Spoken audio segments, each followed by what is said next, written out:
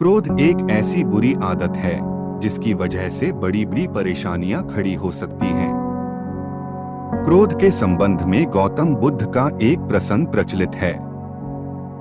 इस प्रसंग में क्रोध के नुकसान बताए गए हैं। प्रसंग के अनुसार एक दिन गौतम बुद्ध अपने शिष्यों के साथ बैठे हुए थे। बुद्ध एकदम शांत थे।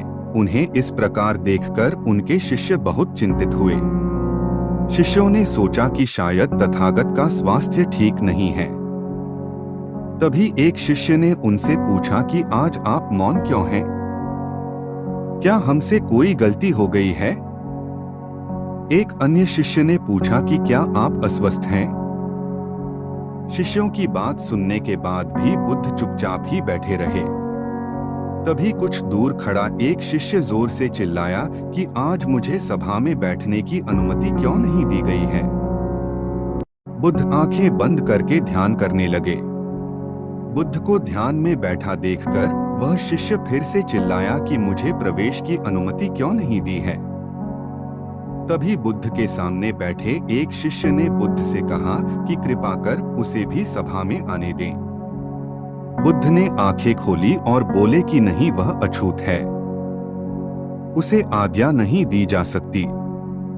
ये सुनकर शिष्यों को बड़ा आश्चर्य हुआ। कई शिष्य बोले कि हमारे धर्म में तो जात पात का कोई भेद ही नहीं, फिर वह अछूत कैसे हो गया?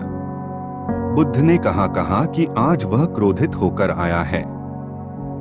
क्रोध से जीवन की एकाग्रता भंग होती है।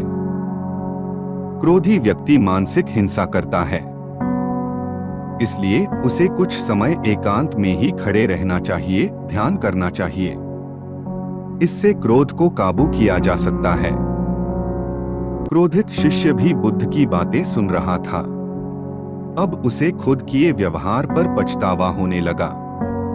वह समझ चुका था कि अहिंसा ही हमारा धर्म है।